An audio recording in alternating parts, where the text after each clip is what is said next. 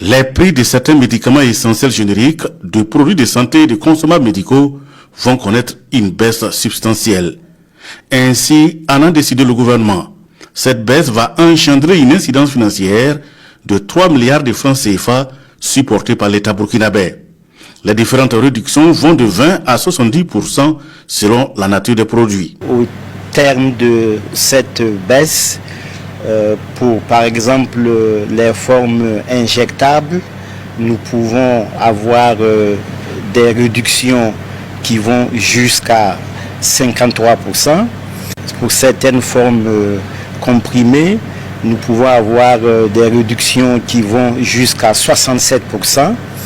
Pour les consommables médicaux, nous avons des réductions qui peuvent aller jusqu'à 72%. Et pour certaines formes sirop, la réduction peut aller jusqu'à 20%. Cette baisse de médicaments va rentrer en vigueur à partir du 1er mars 2026. Évidemment, il s'agit d'une mesure qui entre en droite ligne de la vision pragmatique du chef de l'État qui veut que tous les Burkinabés, et notamment le Burkinabé lambda, puissent avoir un accès équitable à des soins et services de santé et de nutrition, et les médicaments constituent un bien essentiel de ce paquet. Le Conseil des ministres adopte également un décret portant conditions et modalités de construction des sièges des grandes entreprises.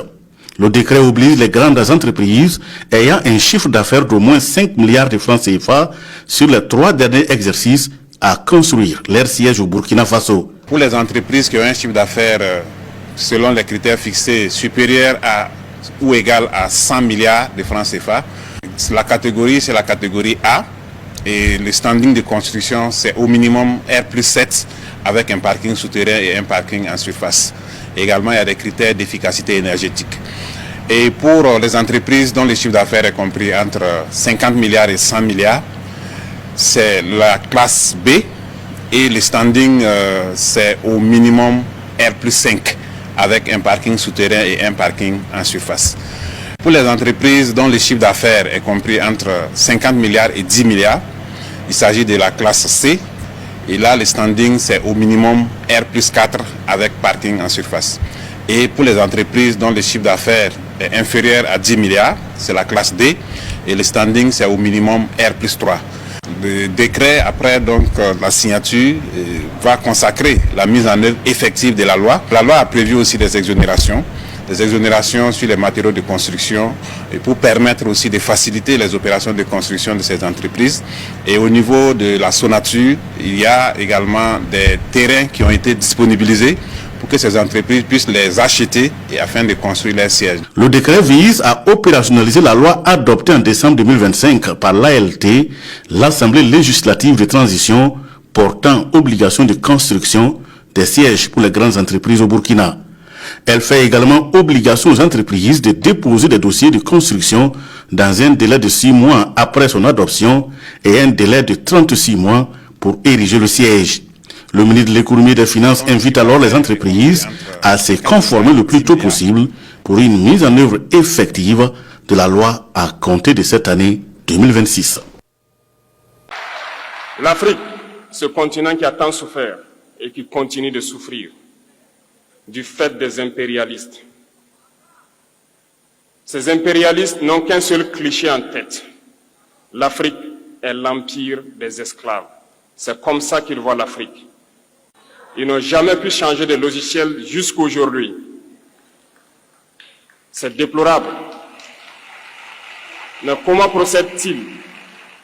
C'est malheureusement depuis donc ces années 60 où ces simulacres d'indépendance ont été donnés à l'Afrique. Ils n'ont juste fait que placer des valets locaux à la tête, selon eux, de leur sous-préfecture pour pouvoir continuer à les alimenter. Ces valets locaux que nous allons qualifier aujourd'hui d'esclaves de salon n'ont d'autre repère que de chercher à vivre comme le maître, à satisfaire le maître et à faire tout ce que le maître lui dicte. Ils volent, ils pillent nos États, amènent tout chez le maître et leur richesse est conservée chez le maître. Ils font tout pour vivre comme le maître et toujours le satisfaire. Lorsque le maître commande, ils exécutent. Ce sont des individus qui n'ont aucune dignité, qui n'ont aucune morale, qui n'ont aucune personnalité. Mais le maître esclave a toujours su identifier ces individus. Ils sont toujours prêts à trahir leurs frères pour satisfaire le maître. Ils nous ont trahis depuis l'indépendance et d'autres continuent jusqu'à aujourd'hui à nous trahir au profit de leur maître. Ces individus continuent toujours, contre vents et marées, à piller l'Afrique, à aider le maître à piller l'Afrique. Ils se plaisent à le dire chaque année dans leurs sondages économiques. Le Burkina est le pays le plus pauvre, le Mali est le pays le plus pauvre, le Niger est le pays le plus pauvre. Nous sommes classés parmi les derniers. Très bien, si nous sommes aussi pauvres qu'ils le disent, mais quand est venu le moment de prendre nos responsabilités, nous avons demandé à ces maîtres de quitter les lieux. Pourquoi ne veulent-ils pas partir? Lorsque nous prenons le cas du Niger, depuis plus de 40 ans, certains pays exploitent l'uranium pour produire de l'énergie chez eux. D'Ottawa jusqu'à Paris, les rues sont illuminées, c'est la lumière. Mais au Niger, c'est l'obscurité qui nous est servie. Lorsque vous partez dans nos États, nos sols sont troués de toutes parts pour rechercher les métaux précieux tels que l'or. Mais souvent, il n'y a même pas la moindre route accessible pour atteindre les zones où ils exploitent l'or, encore moins certains services sociaux de base. Voilà pourquoi nous avons décidé de nous révolter et de prendre le destin de nos pays en main. Il y a bien d'autres exemples. Mais lorsque nous avons décidé ainsi, eh bien, nous avons été approchés par certains esclaves de salon pour nous passer le message de leur maître. Parce qu'ils avaient créé cette sorte de chaîne polymère qui se relève à la tête de nos États pour les servir. Et nous sommes venus briser la chaîne. Et c'est inconcevable pour eux. Ils nous ont donc approchés et ils nous ont demandé de rentrer dans les rangs pour faire partir de l'élite qui doit diriger l'Afrique. Parce qu'ils ont une élite formée et formatée qui doivent suivre, qui sont incrustés dans cette chaîne-là. Nous avons refusé de rentrer dans leur rang. Et dès lors, les hostilités ont commencé.